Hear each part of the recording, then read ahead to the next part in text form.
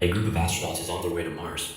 Oh look, some advertisements for the Martians. The main astronaut guy, Patrick, gets off the spaceship, plants the American flag, stands proudly, and collects a couple samples of Martian dirt. The whole event is being broadcast live. We see a man in a mental ward watching in despair as the mission proceeds successfully. I told him not to go! Well, that just about wraps up this whole mission apparently. Time to head back to Earth. Uh-oh, it looks like one of the samples is defrosting. The sample container violently bursts open as a symbiote-like creature oozes out.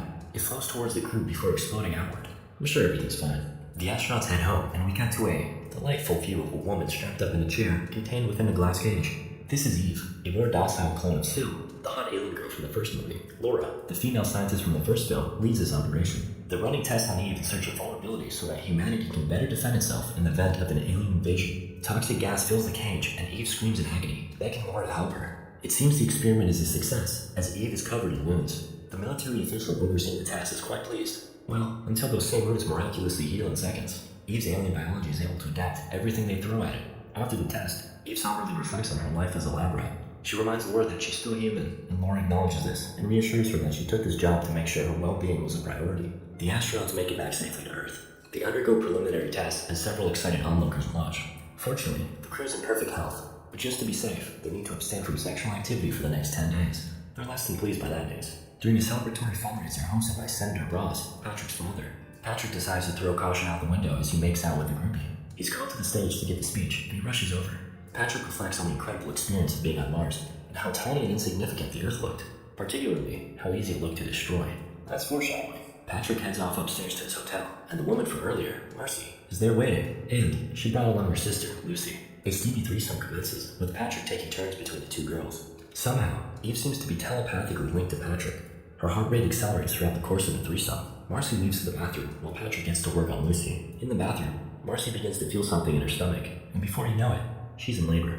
The accelerated alien pregnancy has left her with a bulging stomach. She panics. Meanwhile, Lucy's dream come true turns into a nightmare, as tentacles sprout from Patrick's back. She begs him to stop, but the primal alien DNA has taken over him, and he keeps going. Back in the bathroom, Marcy's belly splits open, and out comes bursting a horrifying alien-human hybrid baby. Back in the lab, Eve's excitement reaches a fever pitch as she crushes a baseball with her hand. Afterwards, Patrick hides his two new sons in a secluded cabin and later confronts his senator father. Patrick tells him that he doesn't feel good and can't remember what happened to him after the fundraiser. His dad is a real no-nonsense guy and tells him to man up. He also knows what he's been up to. You keep your dick in your pants and your eyes on the prize. We cut to one of the Mars mission scientists, Dr. Orinsky, desperately trying to contact Dr. Cromwell, the nutcase from earlier. Apparently, they were former colleagues. Orinsky examines Patrick's blood and sees the alien DNA taking over. Before Orinsky manages to speak with Cromwell, a beaker containing Patrick's blood tips itself over and shatters. Something's not right with this blood. It begins to trail off with a mind of its own towards the wall. Orinsky walks over to inspect, then an alien arm erupts from the wall, disemboweling him. That was fast. Laura meets with a Gerald of Rivia.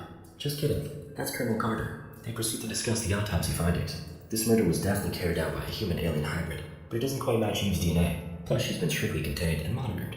We cut to Preston, the mercenary character from the first film. Seems he now goes by Press and operates a private business offering security services. He's giving a demonstration to a crowd of an anti-hostage attack squad when Colonel Carter pulls him aside to share the great news. There's another alien running amok, and he needs Press's help to stop it. Again, he declines, but is quickly persuaded. $1 million. Tax-free. Attaboy.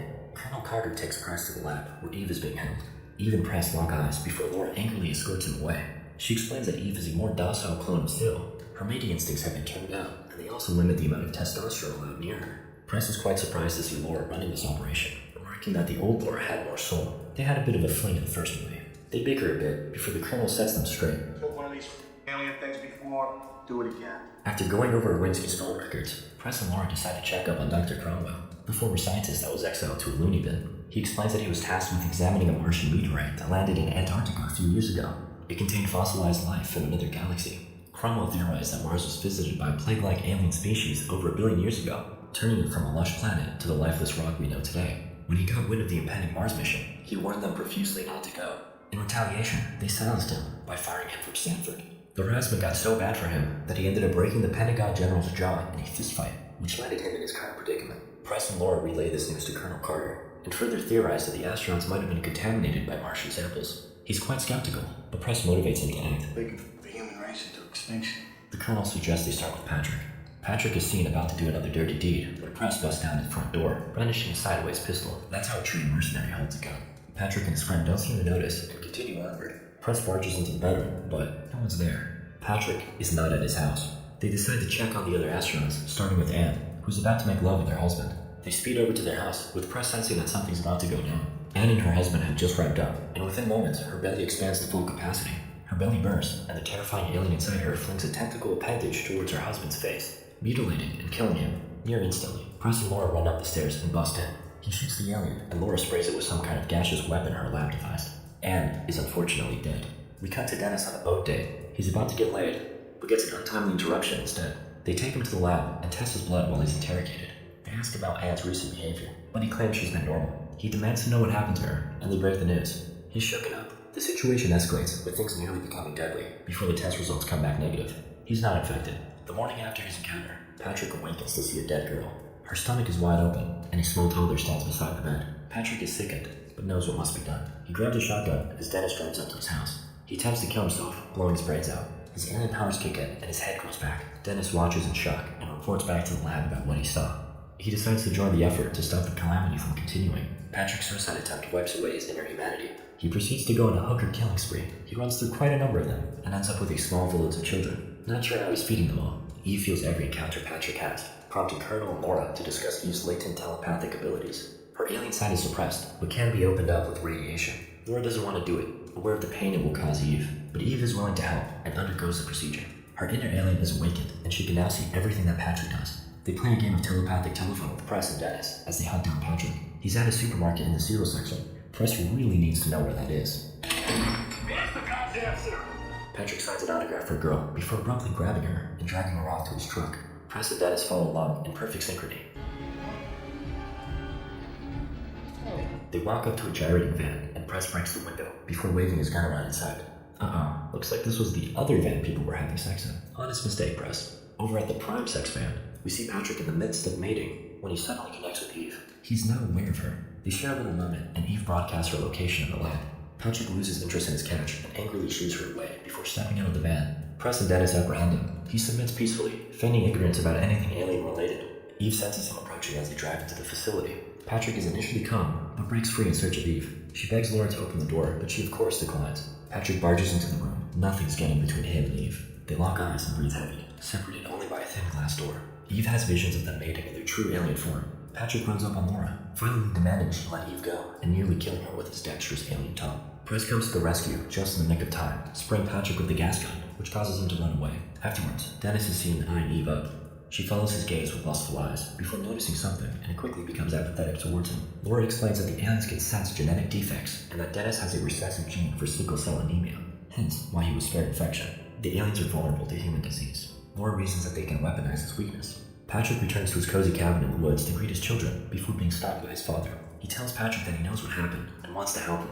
The military, on the other hand, wants his head, but he assures him he'll keep him safe and get him the best treatment available. Patrick embraces his father and cries for help. They share a heartwarming moment before Patrick's inner alien awakens, sending a tentacle up his father's gut and through his mouth. Patrick's gaze turns dead as he looks upon his offspring. Time to eat up. Back at the lab, Laura has synthesized a toxin using Dennis's blood that should neutralize the aliens. Meanwhile, Patrick's cabin is now full of cocoons making away. Patrick is a very loving alien father, standing by and watching proudly as one of his sons materializes a cocoon. Press and Dennis gear up, choosing a pistol and a machete, respectively. They're about to head off when Eve escapes. Damn, she's strong. The military shoots her down, but her magic alien powers kick in, healing her instantly. She gets in a car and drives off to Patrick as the group follows suit. How the hell does she know how to drive?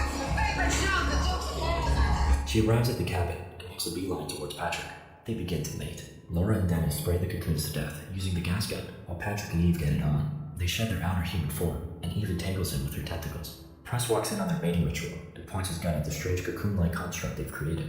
For inexplicable reasons, Press politely asks Eve to move out of the way. Great idea. Patrick, now a gargantuan alien male, promptly emerges and knocks Press and Dennis on their asses. Laura pleads with Eve to help them, and she complies, erecting spikes from her back that impale Patrick. He shrugs it off and knocks her back before continuing the mating ritual. Eve struggles, and Patrick transforms into a more powerful two-headed alien to restrain her. He finishes up, killing Eve in the process. Laura is heartbroken. Patrick goes back to having one head, then attacks the group, starting with Press, who shoots him, and Laura, who sprays him. Neither are very effective. Dennis cleverly tells Press to use his blood. Press stabs Dennis in the leg with a pitchfork, covering the tips with his DNA. He then hurls the pitchfork at Patrick. It's a critical strike, taking immediate effect. Patrick flops over and dies. Press and Laura share a celebratory cigarette. When did you start smoking? It's not. As men extend to evil Dennis, who's in good spirits. Oh, and then this